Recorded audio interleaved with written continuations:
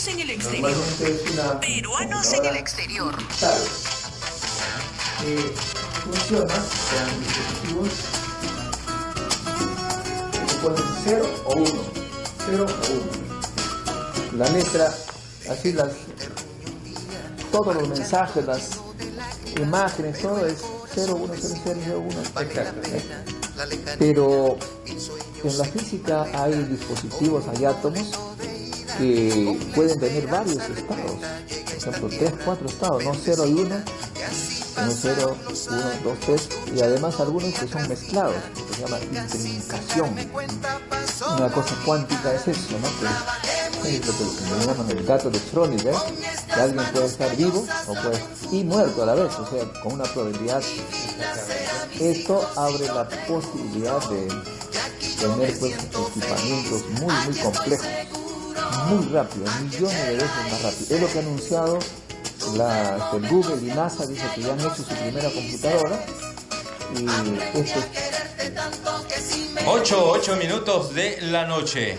Estamos aquí, amigos, para dar la bienvenida a ustedes y saludarlos. Antes que nada, por cierto, muy buenas noches, pero saludarlos por el Día Internacional del Migrante que se celebró el día de ayer. Nuestro saludo a nuestros compatriotas, más de 3 millones de peruanos que se encuentran en el extranjero, en Estados Unidos, en diversos países sudamericanos, en Europa, es decir, en los 5 continentes. A todos ellos, nuestro saludo, por cierto, a su esfuerzo, a su trabajo, en bien personal, de su familia y también de la nación. Y es muy importante relevarlos, por cierto, porque más de 3.000 millones de dólares es lo que ellos aportan como remesas al desarrollo nacional. Las grandes transformaciones que se han visto en los últimos años en gran medida también se debe a los migrantes. 1,3% del PBI corresponde al envío de sus remesas. De manera que nuestro saludo para ellos, y este programa va dedicado íntegramente pues a reconocer todo el esfuerzo que despliegan día a día en favor de su familia y de la nación. 9 minutos de la noche. El tema que estamos escuchando ahí es precisamente El Inmigrante de Willy Noriega. Eduardo, ya está Enrique Solano, ¿ya? Más bien atiéndelo. El doctor ahí te iba a preguntar porque ha sido su alumno, creo, pero él va a hablar sobre lo que es la computadora cuántica, el tema de hoy. El tema de ahora, Enrique Solano, súbele. Allá, ya.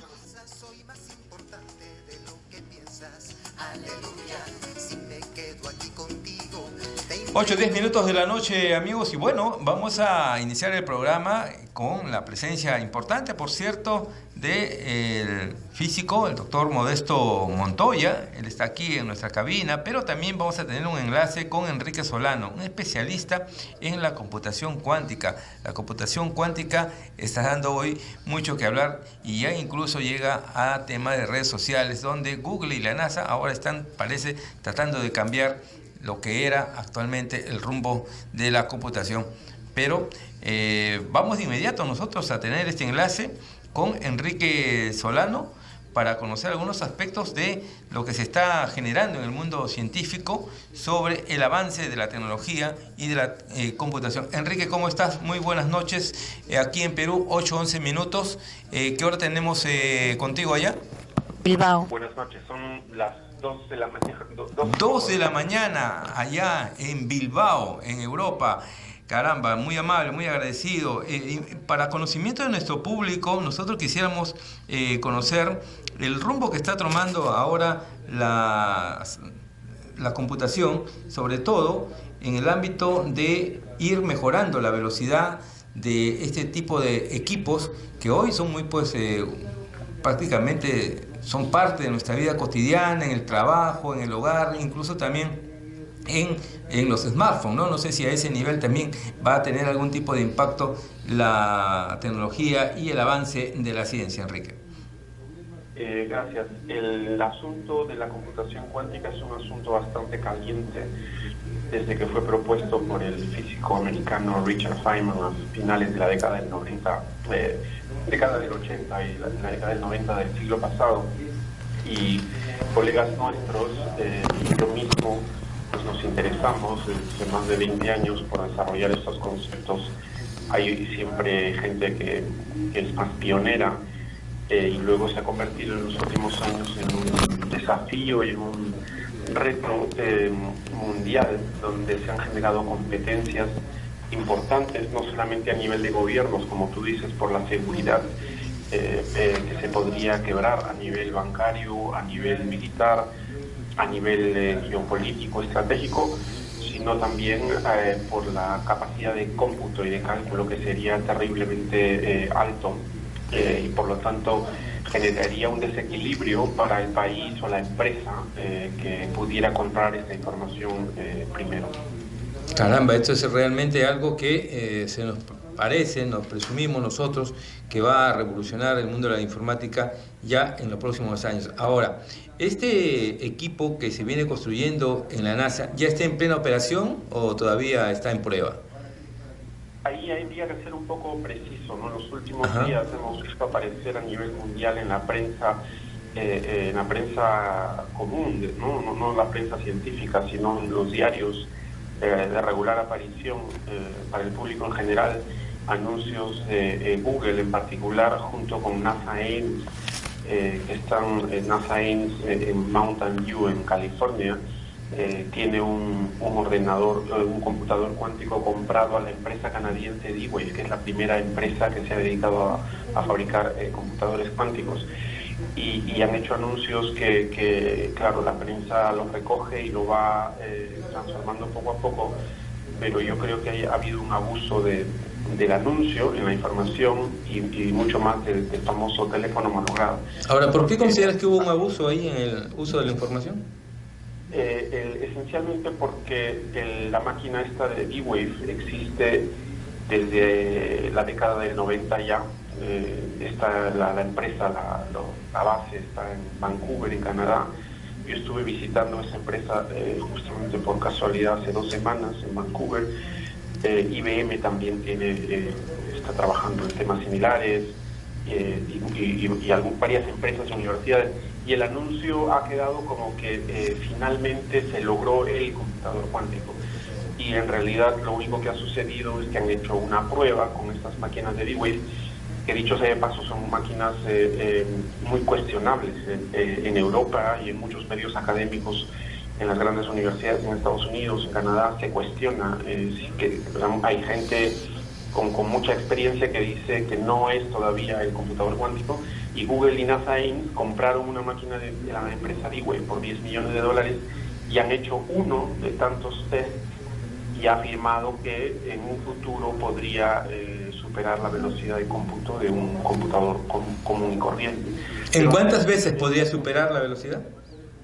El anuncio habla de millones y de millones, pero cuando uno lee, yo soy experto en estos temas y he leído los artículos científicos que están asociados a este anuncio periodístico que se ha hecho, como digo yo, en Mountain View, que es el corazón del Valle del Silicio en California. Y la verdad es que comparan el computador cuántico fabricado por la empresa D-Wave, que repito, es cuestionable decir que es cuántico, o sea, es un computador, pero está todavía en duda si usa la física cuántica, y se compara con un computador muy poco potente usando un algoritmo específico.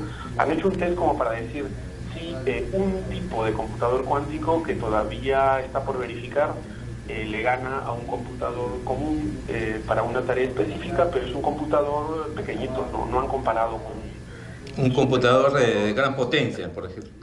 Entonces es un anuncio importante, de hecho, pausa, volvemos. Cuidadoso, porque los que han hecho el anuncio son amigos y colaboradores míos. De nosotros, mi grupo en Bilbao colabora científicamente con Google, con el equipo de computación cuántica de Google.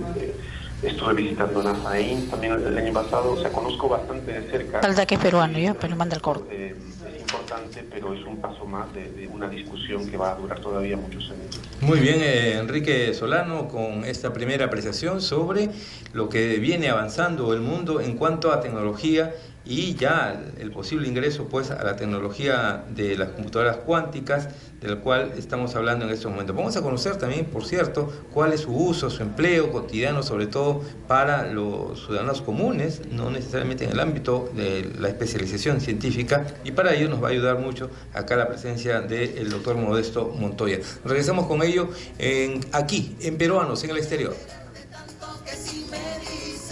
tenemos que hacer el aterrizaje del tema, doctor. Estamos todavía ahí arriba, muy arriba, estamos en las nubes, doctor. Sí, Bueno, me explicaba usted que es una computadora. no, lo primero que hay que señalar es que él va a estar en el encuentro científico, ahora día el 2 al 4 de enero. En España, ¿no? Sí, yo voy a venir para explicar esto presencialmente aquí. Le hubiéramos preguntado. Ahora, ¿Él va a estar todavía ahí? ¿En teléfono? seguimos acá, nos vamos hasta la media, pues no nos como... Entonces yo le voy a preguntar eso. En Costco con el factor anticuí. Aparte se va a explicar para que la gente comprenda Sí, es bueno familiarizarnos con la ciencia. y poner a esta cosa simpática de que el gato de Schrödinger, que uno puede estar al mismo tiempo vivo y al mismo tiempo muerto. ¿Cómo será eso? ¿Tanta velocidad puede haber? Eso es. Y Doctor, ¿y el ser humano está preparado para tanta velocidad? Buscando regalo para Navidad. el ser humano está preparado para todo, porque formamos parte del universo, somos cuánticos nosotros en realidad. Pero nos estamos conociendo poquito a poquito. Ahora, porque uno no puede, es decir, A esta podemos hora hacer en Lima operaciones, 19 pero la grados, rapidez en la vibra 30, respuesta es Pasco lo que 10 requieren las computadoras que tienen gran velocidad, ¿verdad? En esta Claro, Navidad, o sea, todo en lo tu que canasta nuestra no velocidad faltará no aceite aumenta Beltrán a su y vez. atún. No, y la computadora ya nos sobrepasó Y ya, claro, el tiempo. nosotros no estamos a nivel de una computadora. Para las cosas, para ciertas cosas. Lo que le falta a la computadora es la creatividad. Ahí le ganamos. O sea, nosotros somos lo que creamos cosas y la computadora hace lo que creamos de una forma muchísimo más rápida que si lo hubiéramos hecho nosotros, ¿no? O sea, es como si tú dices, mira, ve hasta la Plaza de Armas. Si nosotros fuéramos, sería una hora caminando, Noticias con pero Diana al que le Pozo. ordenamos va en milésima de segundo. O sea que el hombre ordena, crea, y lo que creamos va más rápido que nosotros en ejecución de esas órdenes.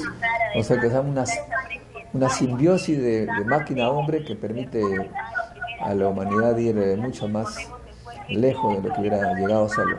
Nos vamos a reemplazar en algún momento con alguna pieza de tecnología que nosotros creamos. Algunos dicen que se puede ya hacer robots que se reparan solos y que se programan solos. En ese caso ya serían totalmente, sí, pues, y ahí es un gran peligro porque si ven la amenaza que nosotros queremos enchufarlos, se pueden revelar y ahí sí que estamos fuera de control. Ellos toman el control de su propio destino. Interesante. La guerra de las galaxias no sale. No, pues. Ahora mismo. Bueno, era algo de avisorar, ¿no? Claro, bueno, pero el hombre lo que tiene que hacer es un poco poner los frenos éticos y programar robots, no pues para que se independicen, eso sería muy peligroso. 8:20 minutos de la noche, estamos aquí en Peruanos en el Exterior, dialogando con el científico Enrique Solano, un especialista en computación cuántica, así como también con el doctor Modesto Montoya, para conocimiento de nuestro público y para llevar y que sea de fácil acceso a su conocimiento, doctor Modesto Montoya. Cuando hablamos de la computación cuántica, por ejemplo, y de las velocidades que podría alcanzarse, estamos hablando, por ejemplo, tenemos aquí una PC portátil, aquí en nuestro escritorio, de que esto en breve tiempo puede ser algo ya totalmente obsoleto, una especie de pieza de museo. Efectivamente, incluso hoy se habla que dentro de poco habrá como tacitas de té con líquidos, digamos, en cierta manera, que son computadoras. Incluso se habla ahora de la molectrónica, en la que ya no necesita cosas sólidas, sino moléculas que hacen cálculos, toman decisiones para detectar gases venenosos, cosas peligrosas, de modo que ya estamos viviendo en otra época. Estamos con Enrique Solano y él podría explicarnos cosas curiosas que dan la mecánica cuántica y otras. Por ejemplo, el famoso gato de Schrödinger, que se dice que el gato puede estar al mismo tiempo vivo y al mismo tiempo muerto. Tal vez Enrique nos ¿Cómo puede... se explicaría eso, doctor? No sé, Enrique... A ver, ¿qué nos dice Enrique Solano? Y bueno, esta historia del gato de Schrödinger es una propuesta, una especie de historia que se inventó Erwin Schrödinger, que es uno de los padres de la física cuántica, en la década del 30 del siglo pasado, para mostrar justamente las curiosidades de las predicciones de la física cuántica. Es una predicción que todavía no se ha verificado en el laboratorio, pero que sería una consecuencia natural. La física atómica y la física cuántica predicen que un átomo podría estar en dos lugares al mismo tiempo, y ese es el origen justamente de lo que se llama el paralelismo cuántico. ¿Y esto es algo posible de ser real? Sí, de hecho el gato de Schrödinger todavía no, porque es un objeto muy grande, pero que un átomo esté descrito por un modelo matemático que tiene muchas posiciones al mismo tiempo, eso es una realidad cotidiana en los laboratorios ya desde hace muchos años, y es la base de la computación cuántica. Hay otra cosa también importantísima que rompe un poco los esquemas de un hombre clásico, es lo que llamamos la no separabilidad de las partículas, o también la intrincación. Eso que señala que si dos partículas han estado unidas en un momento, esto no pierden la conexión a pesar que estén muy lejos, y podríamos pensar que están comunicadas prácticamente instantáneamente. ¿Podrías explicarnos esto, Enrique? Esto tiene que ver con dependiendo del idioma y del país, inclusive tiene un nombre diferente, ¿no? Tú le has llamado intricación. Esto se usa en francés, intricación. En castellano, en España, dependiendo del país, se llama entrelazamiento cuántico. En inglés es el entanglement, o del alemán Verschränkung. Es la propiedad tal como la describes, y es la que permite justamente la aplicación tecnológica que se llama la comunicación a distancia cuántica. Es esta posibilidad de que las partículas guarden correlaciones, inclusive a mucha distancia a nivel cuántico. Es lo que permite haber propuesto el área que se llama de criptografía cuántica, donde los bancos y los gobiernos podrían comunicarse de tal manera que nadie podrá espiar la información. Por eso el área de criptografía cuántica y de comunicación cuántica ha generado también muchas empresas que ya venden equipos a bancos y a grandes gobiernos. ¿Se nos avecina un mundo mucho más seguro entonces con la implementación de la computación cuántica? Esa es una pregunta compleja que la respuesta la dirá la historia, pero si uno revisa un poco lo que ha sucedido antes, acaba siempre, el conocimiento acaba siendo neutro y depende mucho del usuario. Habrá quienes quieran dar un buen uso para la medicina, para la seguridad, y otros que quieran abusar justamente para hacer lo que se llamaría no solamente hackers para los computadores cotidianos, sino hackers cuánticos, ¿no? Es decir, siempre habrá un uso positivo. O sea que el hacker cuántico te violaría inmediatamente el secreto, pero tú tienes que defenderte cuánticamente contra el enemigo, y digamos que hay una competencia entre dos poderosas computadoras. Ese es, como conversábamos en otra oportunidad con Enrique, siempre ha sido así. La ciencia te da conocimiento, poder, pero depende en qué manos está ese poder. Por esa razón es que los países como el nuestro tienen que desarrollar lo más pronto posible la ciencia y la tecnología para que no estemos desamparados, ¿no? Efectivamente. Y Enrique, yo quería consultarte respecto de la implementación de estos nuevos sistemas que aún están en fase, me parece, de desarrollo, pero que todavía no cobran pues una gran vigencia en el mundo y sobre todo no se comercializan, ¿no? Y nosotros somos una nación todavía emergente, estamos tratando de ingresar a esta era de la tecnología para que no nos deje el tren una vez más, y ya se nos viene una nueva tecnología. ¿Cómo ir a esa nueva tecnología con las circunstancias que tenemos y con que aún masivamente ni siquiera aquí el país ha podido ingresar a la tecnología del Internet, a las computadoras convencionales? Bueno, yo pienso que es un poco, la lógica para mí siempre ha sido invertida. Usualmente si uno va, por ejemplo en Perú, al menos en las épocas donde yo vivía, siempre se hacía referencia al monstruo tecnológico americano, que lo es, ¿no? Estados Unidos es el país todavía más poderoso del mundo a nivel tecnológico y de conocimiento. Sin embargo, es mucho más fácil encontrar acceso a Internet en las calles de Lima o de Cusco que en Estados Unidos. Usualmente los países más jóvenes adoptan con mucha mayor rapidez y facilidad nuevas tecnologías justamente porque porque es fácil comenzar de cero, mientras que países que ya tienen redes muy avanzadas no se actualizan. Y por el lado de Perú, como un país emergente que quiere invertir en tecnología y en conocimiento, yo siempre he sido partidario de una estrategia doble que se permita a los chicos y a los investigadores más talentosos de contribuir con el conocimiento mundial de la historia sin mirar mucho alrededor. A Modesto siempre le he dado el ejemplo que si yo nazco en un pueblo aislado en Perú y miro la tecnología que tengo alrededor, pues si veo solamente palancas o máquinas muy simples, sería muy triste limitarse al entorno tecnológico. A la gente muy talentosa en cualquier parte del mundo hay que dejar que trabaje en conocimiento y tecnología de punta. Y por otro lado hay que hacer inversiones estratégicas para que también el conocimiento ayude a resolver los problemas del entorno. Pero no puede hacerse solo se debe hacer ciencia o tecnología en lo que le es útil para los niños pobres, porque pensar así es miope, es limitado y es la verdad es una de las razones por las cuales los países pobres seguirán siendo pobres, por no tener esa visión global y completa de la ciencia y la tecnología. El 2 de enero vas a estar en el Encuentro Científico Internacional. ¿Podrías, por favor, Enrique, así en palabras pedagógicas, decirle a la gente que nos escucha sobre qué vas a hablar, cómo vas a tratar haz la publicidad de tu conferencia? Voy a tener que adaptar mi tema. Había pensado mencionar algunas relaciones. Mi grupo de investigación en Bilbao está haciendo trabajos de punta, de primer nivel mundial, combinando conceptos de física cuántica y tecnologías cuánticas con comportamientos biológicos.